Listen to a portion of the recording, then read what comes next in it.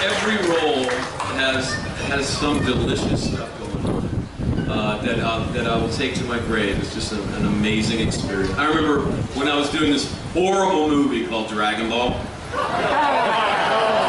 Horrible. And they didn't want to use a stuntman because they were bad producers.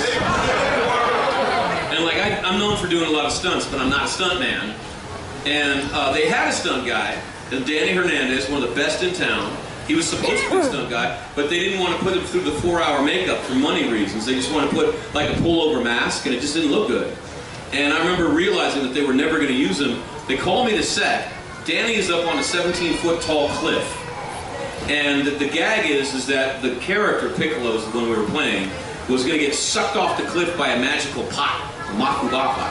And he gets sucked off, and in the movie he gets sucked off and he starts spinning down into the pot. So the first shot was just to jump off the cliff. You're wired, of course.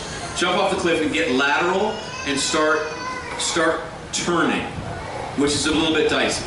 And then another shot, you know, where you're turning faster and then computers take over, etc., etc. But the first shot is to get off that cliff.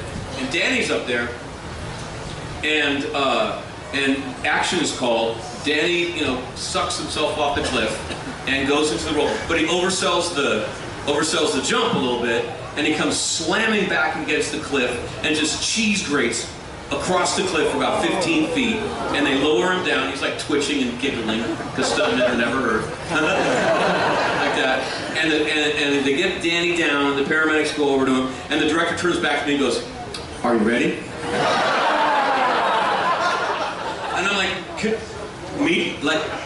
can I see the playback? And I'm looking at the playback, and you know, Piccolo's face is like this, tiny little figure in the frame, and I'm like, dude, they'll never tell. And he's like, it's a movie, James, it'll be blown up. Get up there.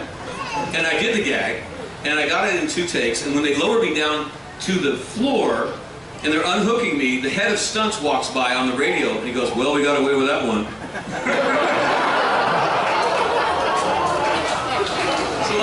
These are moments that you keep, you know, and I'm so lucky because my life is full of them.